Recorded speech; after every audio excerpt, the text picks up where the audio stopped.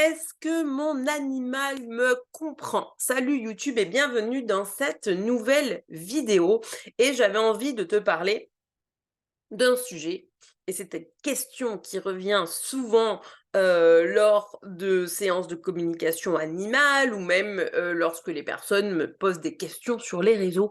Est-ce que mon animal me comprend? Donc là, on est bien dans le sens où, à proprement parler, une personne parle à son animal à voix haute, et est-ce que l'animal comprend ce que la personne essaye de transmettre, hein? Je te pose bien la base, donc c'est à ça que je vais répondre aujourd'hui.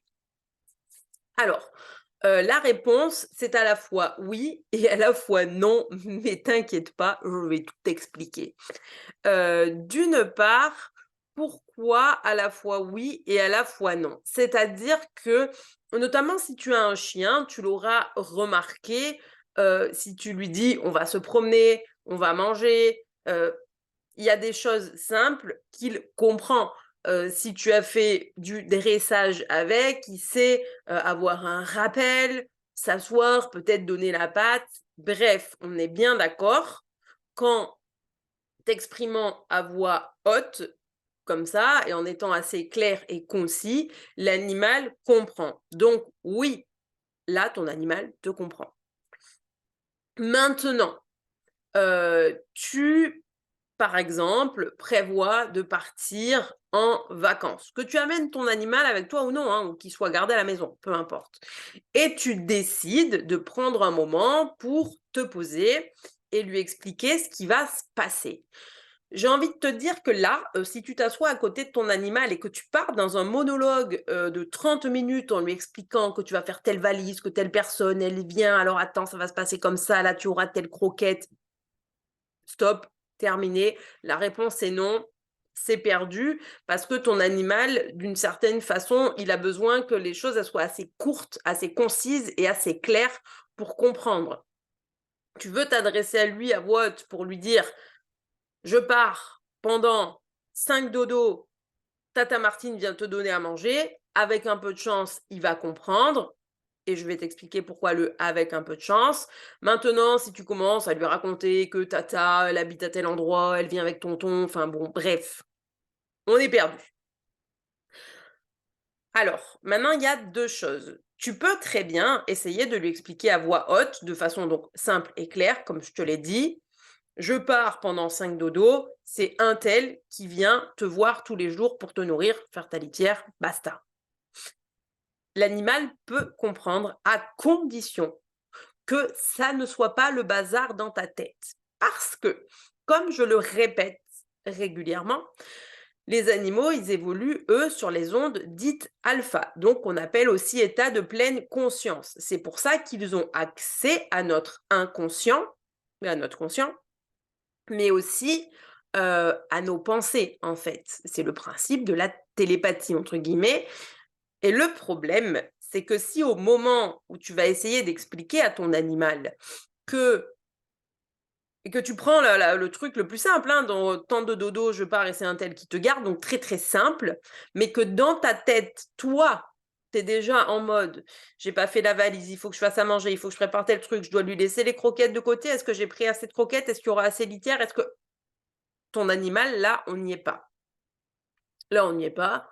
Ça, lui, il va juste, capter le cafouillage mental et donc en fait, il aura pas compris. Alors, j'avais fait un live sur mon groupe Facebook où justement j'ai donné une astuce, aux personnes afin de pouvoir transmettre un message à son animal, de préférence de façon mentale, c'est-à-dire que tu vas te poser, tu vas faire un exercice de respiration, soit une petite méditation ou une cohérence cardiaque et ensuite, tu vas juste expliquer mentalement la chose, mais toujours de façon très claire, simple et concise. On ne s'éparpille pas quand on s'adresse à l'animal, sinon on le perd.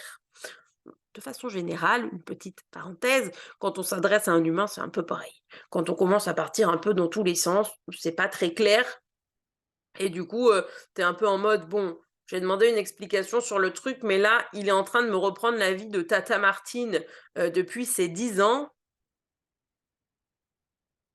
Qu'est-ce qu'il veut?» Tu vois? Tu as compris le truc? Et c'est vraiment ça, c'est toujours être très clair et très concis. Moi, je te dirais, tu as vraiment envie de faire passer un message important à ton animal, bah, pose-toi, respire et fais-le mentalement. Ce sera vraiment plus simple, que de lui parler. Maintenant, si ça te fait plaisir quand tu rentres chez toi et que c'est ta petite routine que de raconter ta journée à ton animal, je suis pas en train de te dire qu'il faut arrêter, loin de là. Pour autant, je ne t'assure pas que ton animal, il comprenne tout ce que tu lui dis. Par contre, potentiellement, il va capter certaines choses. Si tu as eu une altercation avec un collègue et que tu ressens de la tristesse, de la colère ou de la frustration, lui, c'est plutôt ça qu'il va capter et il va surtout capter qu'il y a un besoin à ton niveau de t'apaiser et de souffler.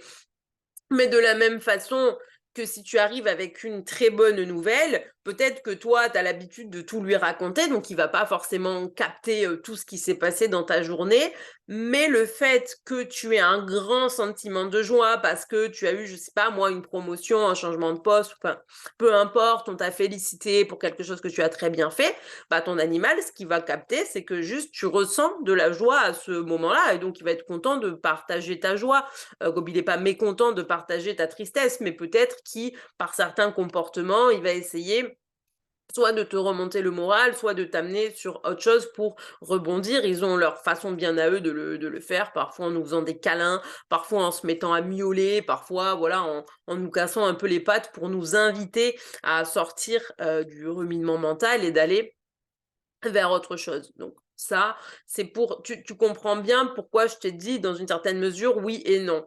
Maintenant, moi, de mon vécu, en communication animale, ça m'est arrivé certaines fois que les animaux me sortent des expressions, genre, je me disais: «C'est sorti de nulle part».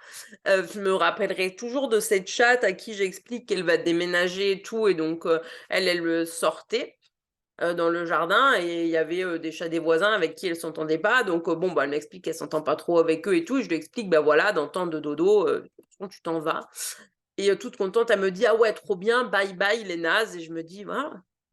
Bon, je me dis: «Trop bizarre ce que ce chat me dit», mais le principe en comme animal, c'est de transmettre, je le note, et c'est surtout que moi, c'est pas du tout une expression que j'utilise, quoi.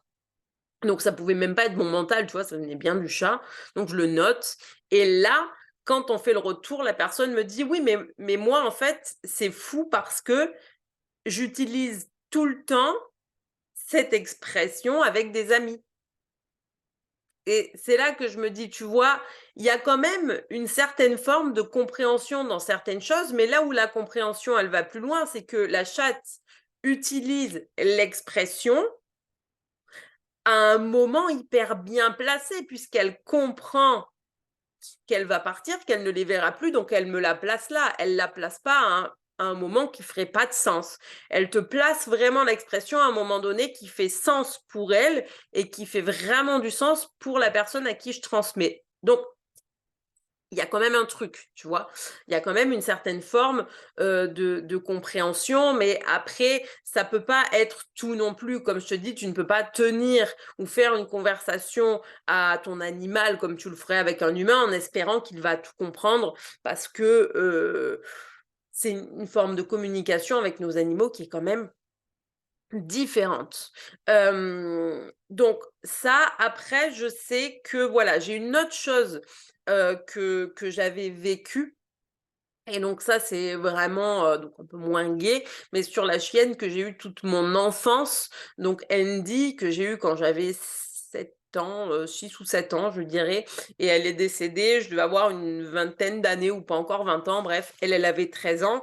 Donc sur les derniers mois de sa vie, elle a eu des soucis de santé, et puis arrive un moment donné où le vendredi, le vétérinaire nous dit: «Bon écoutez, là, si vous voulez, moi, je peux lui donner des médicaments pour qu'elle aide à passer le week-end avec vous, que vous puissiez lui dire au revoir, mais malheureusement, quoi qu'il arrive, lundi, il faudra prendre une décision parce que de par sa santé, on arrivait au bout». et il y avait plus rien à faire.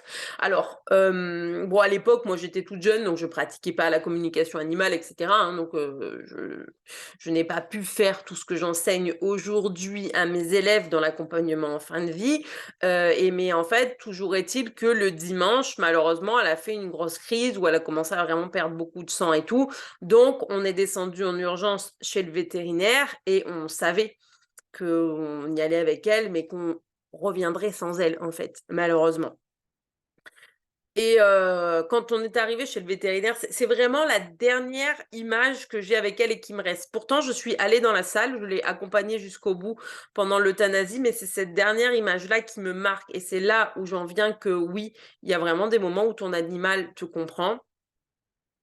On est dans la salle d'attente et donc du coup, il y a des gens avant nous, et elle part et elle se met devant la porte d'entrée, en fait. Elle montrait comme si elle voulait partir. Mais bon, une fois de plus, à l'époque, je ne pratiquais pas la com, hein, donc je ne pouvais pas me dire que peut-être est-ce qu'elle voulait rentrer à la maison, mourir naturellement, bref, j'en sais rien. Toujours est-il qu'elle va à la porte d'entrée. C'est une chienne qui a toujours été, très vive au rappel, donc on lui disait: «Andy, Andy, Andy» pour qu'elle vienne avec nous au pied et donc la chienne ne vient pas. Donc je me dis: «Bon écoute, puisqu'elle vient pas avec nous, qu'elle reste à la porte d'entrée, je vais aller avec elle et je vais lui expliquer».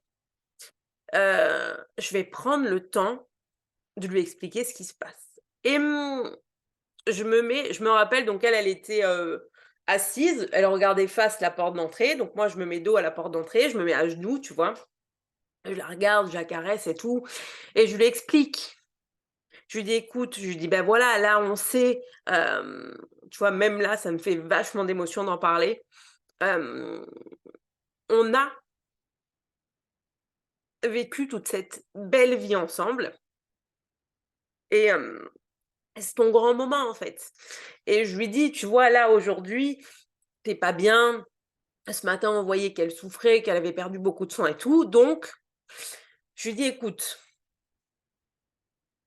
c'est le moment de partir et plutôt, bah, du coup, que de souffrir, on est là parce que, bah, le docteur des chiens, il est là pour toi, il va t'aider» et je lui dis: «Écoute, je comprends que tu aies peur». Je lui dis: «Parce qu'en fait, on ne sait pas ce qu'il y a derrière». Je lui dis: «Mais ce que je sais», donc moi, mon grand-père était déjà, décédé depuis pas mal d'années puisqu'il est mort quand j'avais 12 ans, et donc de mémoire, je crois que là-haut, j'avais que lui et une autre chienne, mais en fait, elles s'étaient pas croisées et je lui dis: «Écoute, là-haut, il y a Pépé». Donc elle, Pépé, elle l'avait, très bien, très, très bien connu puisque, à chaque fois, il nous gardait souvent toutes les 2 le mercredi, des fois les week-ends, en vacances, on montait à la campagne. Je lui dis: «Donc écoute, là-haut, tu es pas toute seule parce que là-haut, Pépé, il est là. Il t'attend, il va être là pour t'accueillir et tu verras, vous allez être réunis tous les 2, tu vas rencontrer Daisy, tout va bien se passer». Et je lui dis: «Écoute, je comprends que tu aies peur, mais moi, je sais qu'il est là-haut. Moi, je sais qu'il t'attend, et moi, je sais qu'il va t'accueillir, tu seras pas toute seule et tout ira bien pour toi». Et en fait, à partir du moment où je lui ai dit ça, elle s'est levée et elle est retournée, dans la salle d'attente à côté de mes parents. Et donc moi, je suis retournée m'asseoir avec elle et puis après, c'est passé tout ce qu'il y avait à se passer et je sais que c'est ma dernière image et je me rappelle, tu vois? J'ai beaucoup d'émotions en parlant, mais je me rappelle encore de tout ce que je lui avais dit comme je te l'ai dit là et ce jour-là, j'ai vraiment eu ce truc de me dire: «Punaise, elle me comprend, en fait». C'est vrai. Mais quelque part, tu vois, c'est drôle parce que ton animal, il y a des fois où il te comprend, tu sais qu'il te comprend. On va sortir, on va manger, je t'ai fait la litière, moi il le sait, hein, des fois je lui dis, il le sait, il est là, il rôde autour, tu vois? Il faut que ce soit propre et tout.